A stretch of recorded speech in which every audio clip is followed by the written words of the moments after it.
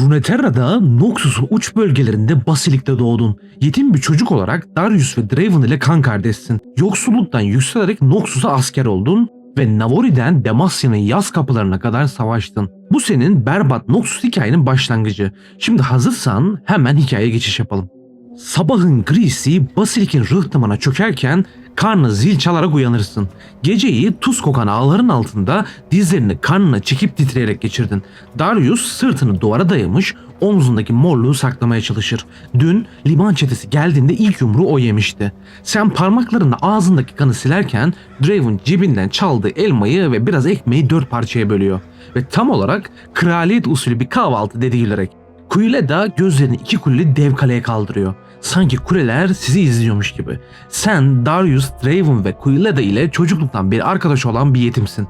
Anne babanız yok. Hayatta kalmak için Basilik'in sokaklarında çalıyor, dövüşüyor ve sırtınızı birbirinize dayıyorsunuz. Bazen bir tüccarın dükkanını soyar, bazen de rıhtıma yaklaşan ticaret gemilerinden yiyecek çalarsınız. Açsın, kimsesizsin ama 4 kişilik bir aile kadar sıcak dostluğa sahipsin. Yıllar ilerledikçe sokak sizi daha da sertleştirdi. Darius ve sen bir Basilikli askerin ömrü boyunca aldığı yaradan daha fazlasına sahipsiniz. Senin işin genellikle gölgelerde. Bir suikastçı gibi karanlığı iyi kullanıyorsun. Günlerden bir gün söylenene göre Noxus'ta bir tüccar bol miktarda altınla şehire gelmiş. Kalede kaldığını duyunca onu soymaya karar verdiniz.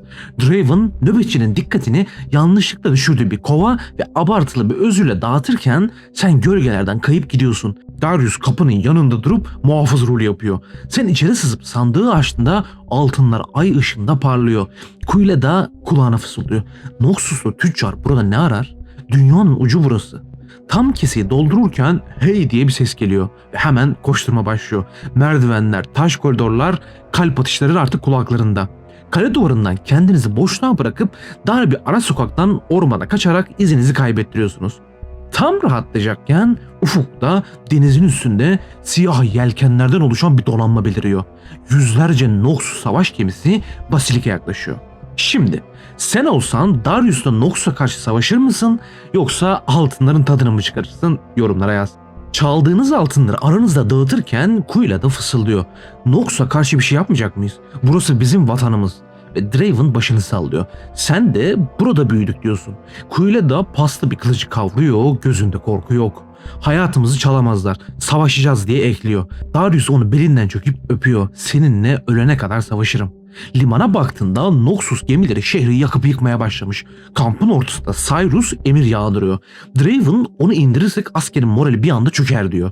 İsyancıların arasına karışıp ilerliyorsunuz. Sen karanlıkta kayıp askerleri görmeden indiriyorsun. Darius baltasıyla yolu açıyor. Cyrus'a yaklaşınca Draven kibirli bir şekilde planı bozup Cyrus'un üzerine atlıyor. Ama tam o anda bir muhafızın kılıcı omzuna iniyor. Darius bağırarak yardıma koşuyor ama artık çoktan çembere alındınız. Cyrus gülüyor. Bugün çok kan döktünüz. Normalde sizi idam ederdim. Ama belli ki gözü pek savaşçılarsınız. Bana da sizin gibiler lazım. Ya şimdi Noxus'a katılın ya da ölün. Yıllar geçer. Darius Quilleda ile evlenir. Sen Draven'la beraber Cyrus'un savaş ordusunda çamurdan çamura sürüklenirsin. Navori kıyılarından Plastium'un kutsal taşlarına, sonra da Demacia sınırındaki yaz kapılarında. Her yerde aynı kural. Ya kazanırsın ya unutulursun. Bir gece ateş başında Darius sana dönüp yükseleceğiz kardeşim. Noxus'u terle ve disiplinle daha görkemli bir imparatorluk haline getireceğiz diyor. Ertesi gün yine savaş meydanlarındasın. Sen gölgelerde kaybolup birliğin daha mevziye girmeden onlarca askeri indirirsin. Darius baltasıyla hattı yarar. Draven baltalarını şova çevirir. Cyrus zafer kazandıkça siz de büyürsünüz. Önce manga liderliği, sonra müfreze, sonra da sancak.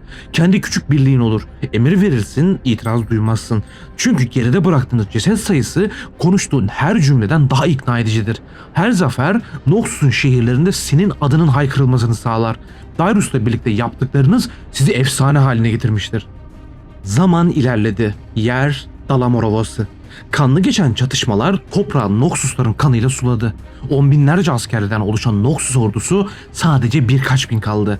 Düşman hazırlıklı, disiplinli ve sizin kadar gözü pek. Üstelik Noxus ordusunda yalnız değilsiniz. Ordunun bir kanadına Deliclet, diğer kanadına Ambessa önderlik ediyor. Ambessa gözü pek ve Noxus için her şeyden vazgeçmiş bir komutan. Noxus ordularını yöneten general durumu gördükten sonra askerlerine geri çekilme emri veriyor. Darius ve sen bunu duyduğunuzda adeta öfkeden deliriyorsunuz. Darius savaş meydanında öne çıkarak generale bakıp Noxuslular boşuna mı öldü? Gerekirse hepimiz öleceğiz. Hain diyerek generale doğru saldırıyor ve tek darbeyle kafasını uçurur. Ardından orduya dönüp baltasını havaya kaldırarak tarihi bir konuşma yapıyor. Korkmuş olan askerler Darius'tan cesaret alarak onun arkasında koşarak düşman hattına saldırıyor. Saatler süren kanlı çarpışmalar sonunda Dalamar Ovası'nda kıl payı bir zafer ve ünle ayrılıyorsunuz. Büyük zaferlerden sonra başkent Noxus Prime'a yani Immortal Bastion'a çağrılıyorsunuz. Gelen mektuplar Noxus ordu komutanlığına yükseldiğinizi gösteriyor. Aynı rütbe ödülü Darius'a da geldi ama yolunuz artık burada ayrılıyor. Büyük General Boran Dorkville'in karşısına çıkıyorsunuz. Darius'u Freylord'daki demir sivri dağlarına gönderiyor. Seni de Ionia'yı geniş çaplı bir işgal için görevlendiriyor. Darius ve Draven'la limanda son kez bir araya geliyorsunuz. Bir handa bir şeyler içerken onlara dönüp bir daha ne zaman görüşürüz bilmiyorum. Sadece hayatta kalın ve sakın aptallık yapmayın diyerek uyarıyor ve gülüşüyorsunuz. Sabah olduğunda gemiler limandan ayrılıyor. Sabah gözlerini açtığında dalgalar geminin tahtalarını dövüyor. Ufukta Ionia'nın yeşil kırsallarını görüyorsun. Geçmiş zamanlarda Noxus'un önemli bir amirali birkaç sefer denemesi yapmıştı. Ama bu sefer denemelerin birinde isyancı birliklere önderlik eden Irelia'nın ailesini katletti. Savaş o günden bugüne daha kişisel bir hale geldi. Irelia önderliğinde Ionia askerleri Noxus ordularının ilerlemesini durduruyordu. Ancak şimdi senin önderliğinde Noxus orduları çok daha acımasız ve işi bitirmeye kararlı. Sahile çıkar çıkmaz ordular akın akın Ionia'nın içlerine ve adalarına doğru ilerliyor. Özellikle Faya adalarının fethedilmesiyle birlikte Ionialılar tek tek dağılmaya başladı. Ancak savaşın gidişatı ve masum insanların katledilmesi yüreğini sızlatıyor. Ne için savaştığını sorgulamaya başlıyorsun. Özellikle senin gibi kimsesiz çocukların yaşadığı Plastium'a saldırmak senin için bardağı taşıran son damla oldu ve hemen seferi durdurma kararı aldın. Ionia'da dağlardan başka fethedilecek yer kalmadı. Bu düşüncelerle çadırında otururken bir ulak geliyor ve Noxus'un başkentinden bir haber getiriyor. Haberde başkentte iç karışıklık çıktığı yazıyor ve orduyu buraya yerleşmeleri ve karakol inşa etmeleri için görevlendirip geminle Noxus Prime'a geri dönüyorsun. Noxus için savaştığın yıllar boyunca kan kokusundan başka bir şey almadın. Arkadaşların bir bir dağıldı. Bu düşüncelerle haftalar sonra Noxus Prime'a ulaşıyorsun. Seninle birlikte limanda bir gemi daha var. Darius da şehire gelmiş. Diğer tüm komutanlarla birlikte Noxus Prime'daki İmparatorluk Sarayı'na yürürken halk sen ve Darius'un adını haykırıyor. Saraya girdiğinizde sizi arkası dönük ve eli kırmızı ruhla kaplı biri karşılıyor. Bu Swain. Darbeyle iktidarı ele geçirmiş. Bazı komutanlar ona hemen itaat ederken birileri tartışma çıkarıyor. Darius öne çıkarken Swain'in korkusuz ve cesur bir komutan olduğunu söyleyip onu desteklediğini açıklıyor. Sen de bir adım atıp Swain'in bizi Karagül tarafından yozlaşmış yönetimden kurtardığını söylüyorsun. Swain'e desteğini açıkladıktan sonra yorulduğunu fark ettin. Ömrün yetim olarak açlıkla sokaklarda geçti. Sonra da Noxus için kan revan içerisinde yıllarca savaştın ve ömrünün yarısı geçti gitti. Noxus'ta olmak berbat. Çünkü sıcak evin ve çocukların olmadan yumuşak bir yatak yüzü bile görmedin. Hikayem burada biterken önünde hala savaşlar var.